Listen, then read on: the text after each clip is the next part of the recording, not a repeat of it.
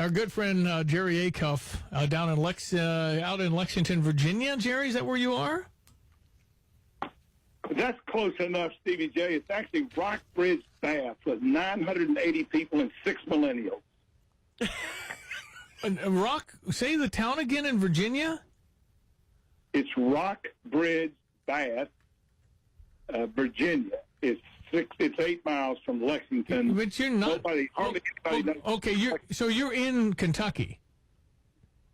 No, Virginia. You don't sound like you're from Virginia, Jerry. You sound like you're like south or something. Well, I was born and raised in Memphis, Tennessee. Thank you very much. Hey, okay, could you just say, thank you very much? Thank you very much. There you go.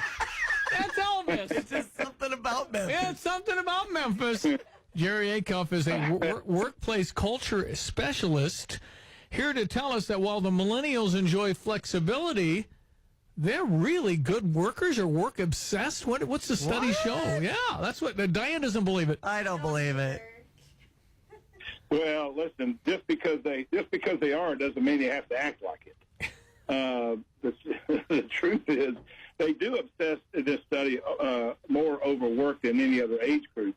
The other thing that's interesting is that when you ask people to self-identify as work martyrs, in other words, people who are proud of the fact that they work really hard, 29% of everybody says that's true. Millennials is 43%. And also, interestingly, the data shows they're far less likely to take all of their vacation because they want to work. Now, the question becomes, why do they want to work? They want to work because they're in debt. 34% of millennials have a college education. The average, and this is average, the average student debt that they take on as soon as they get out of college is $30,000, which is $351 a month for 10 years. Ooh. Wow. And so their obsession is, how do I make more money? How do I get promoted faster so I can actually retire this debt? Now, what the conflict comes from basically two other things, I think. One is most of them are addicted to, and rightfully so, working for purpose. Well, the job economy, has not been great since they entered the workforce in the dot-com days and then through the Great Recession. And so finding work that creates real meaning is problematic, yet they have to retire this debt. And if you compound that with the fact that our educational system, in my mind, has failed them in a couple of ways. One is 70 to 80% of all jobs that you and I or anybody gets in their lifetime is based on their network. This is a group that has not attended to that, nor do they care. One of the things that came out of this study is that they're far less interested in social interactions than other age groups. Now, the kind of interactions that they want are technology-based, Snapchat, Instagram, Facebook, yada, yada, yada. And the reality is, though, if you're going to build a network of relationships that work for you, it requires human contact. It requires being intentional and understanding that those things are important. They haven't been taught that. And they haven't been taught how do you set and achieve stretch goals. And so many of them, and by the way, 40% of them are under 25. And heck, when I was under 25, I was an idiot too. And so I don't, so some of it is actually just demographics. Yeah. There are not that many of them who had the opportunity to bloom. Hey, Jerry, what's the I'm doing a little project. What's the ramification of not being able to converse? Because we have the social media whereby millennials prefer texting to talking. They prefer it. Yeah. What long-term ramification of feeling awkward in a conversation? There was a quote I read the other day where the millennial said, "Not today, but someday I want to learn how to have a conversation."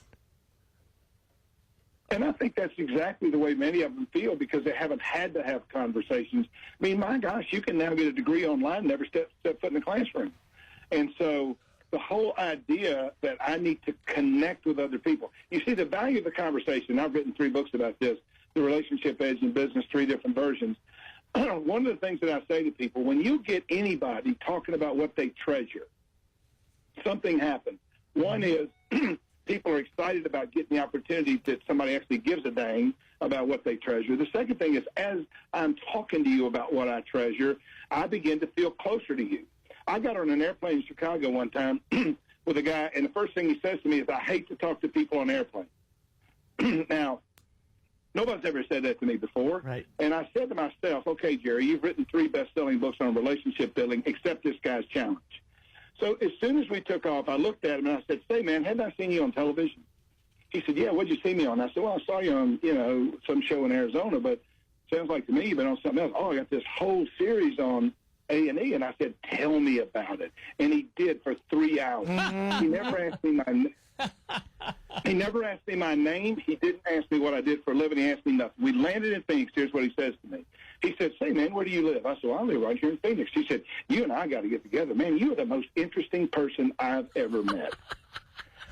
And so your question, Stevie J, is really important, because what conversations do is they bring us closer together. They get us to understand each other. They get us to believe that the other person actually gives a damn about them, and there is no replacement for that, and nor there ever will be. But it's easier to text "I'm sorry" than to look in their eyes and say "I'm sorry." It's way easier. Right. I agree, but I think what's going to happen is that as these people get into the workforce and they find they still have this debt, they're not going to be able to get to the next level until they learn these skills. You see, the other thing that happens when you don't have relationships is this, and this is probably worse than not building a network that helps you. You don't get mentors.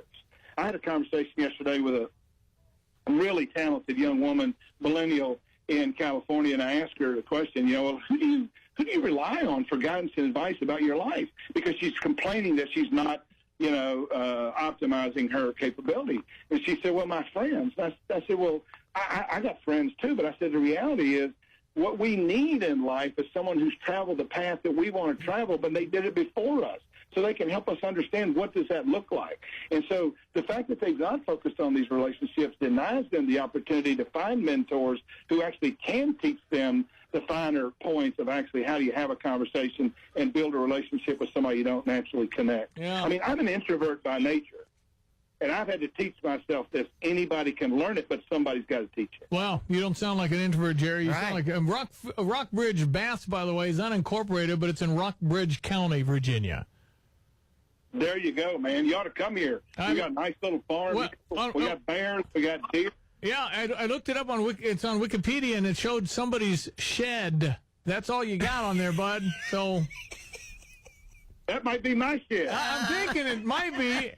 Listen, ahead, Jerry. Jerry, where do people find you and your best-selling books? Well, Amazon is obviously the easiest place, but JerryAcuff.com, JerryAcuff.com. Yeah. Could you say one more time, thank you very much? Thank you very much. Pleasure, my friend. Thank you for joining us. Thanks, Stevie J. Oh, yeah. Good morning, Ted and LaDonna. How are y'all? Very good. Excellent. So tell us about this new study. Well, the study basically shows that millennials obsess over work more than any other age group. Now, I don't think that's very, surprising, because the truth is they have so much debt. I mean, there's 34% of millennials have a college degree. The average millennial that went to college has $30,000 in debt the day they get out of college. They're paying an average of $351 a month for their college debt, which is one of the reasons why a lot of them live at home. And, I mean, I just can't imagine, when I started my career, 2012 years ago, that I'd have to start with that baggage. And I think they're obsessed with work because they know if they do well, they'll get promoted. They get promoted, they'll make more money. I think the other thing that stresses them is millennials are addicted, and rightfully so, to the concept of purpose. And I think it's actually the thing that will make them one of the most economically powerful generations ever. But the problem is the job market is not great, hasn't been great since the millennials entered the workforce. First you had the dot-com problem, then you had the Great Recession. We have a client who actually I spoke to in San Diego maybe 6 months ago. They hired 175 or so sales reps. They got 8,000 interviews. They had 8,000 resumes. And so it's hard to find a good job, and it's certainly hard to find one where you are intimately connected with that purpose. And so I think the combination of the debt, and ambition and drive to succeed, to retire that debt early. And, this disconnect that they have with finding something that creates purpose is what stresses them. So the self-entitled kind of lazy stereotype, where did that come from? Or did they kind of start off that way and then now they're evolving like every generation does? I think there's a couple of things, LaDonna, about that I would say. First place, I'm a boomer, and, I got lazy people in my family, and so I know lots of lazy boomers. So part of it's a generalization. Part of it is the fact that 40% of these people are under 25, and I'm not sure how much of a go-getter I was before I was 25. I was still trying to figure out life. I think the third thing is, which is probably the most important of the three, is that work is different for them. It's different in the 21st century than it has been before. And what you have is Generation X and baby boomers in many of these leadership positions, though millennials, 1 in 4 millennials is in a management role. But what you have is a group of people that by and large, are the leaders in these companies who have a different perception of what hard work looks like. The millennials' idea of hard work is lots of hours, but it's lots of hours maybe in 2 or 3 different locations where they feel like they can excel. And, my experience is, and I have, millennials in my company, and I spend lots of time with them because I mentor 4 college basketball coaches, so I'm around, 60 of them all the time, is that, they have nothing against hard work. They just don't see work the way we did. And I think that's a part of the disconnect. Now, there's also some lazy, millennials. I got one still asleep upstairs. And if anybody give me a pill to fix him, I'll be happy. Well, we'll try to come up with that, Jerry. Jerry, thank you so much. That is workplace culture specialist Jerry Acuff joining us on the KOGO News Live line. Thank you very much, Jerry.